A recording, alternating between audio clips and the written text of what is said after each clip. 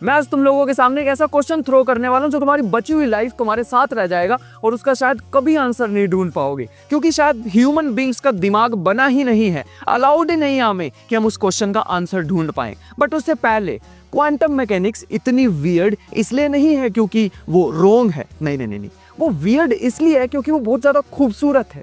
हम कितने सारे एक्सपेरिमेंट्स को बिना किए उनकी प्रिडिक्शन कर लेते हैं कि ये आउटकम आ सकता है, इसके आने की प्रोबेबिलिटी ज्यादा है।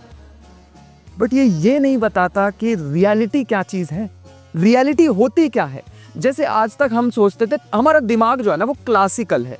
हम सोचते हैं चीजें एग्जिस्ट करती हैं, चीजों के पास प्रॉपर्टी होती है, हम उसे मेजर कर सकते हैं और वन ऑफ द आउटकम हमें दिखाई देगी।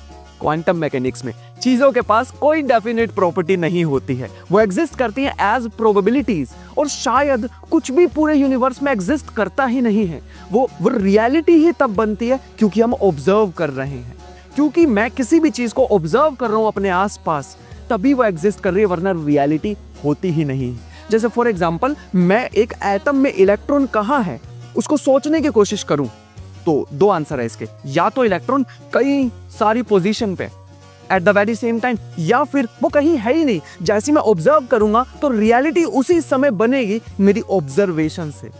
अब यहाँ पे दिक्कत ही आती है, वो क्वेश्चन जो मैं तुम लोगों को देने वाला हूँ वो ये है, क्या नेचर डिसाइड करता है कि क्या आउटकम आनी है, या फिर मेरी ऑब्जर्वेशन डिसाइड कर रही है कि इतनी सारी आउटकम्स में से ये वाली आउटकम आएगी? And that is the question, I have no answer for this.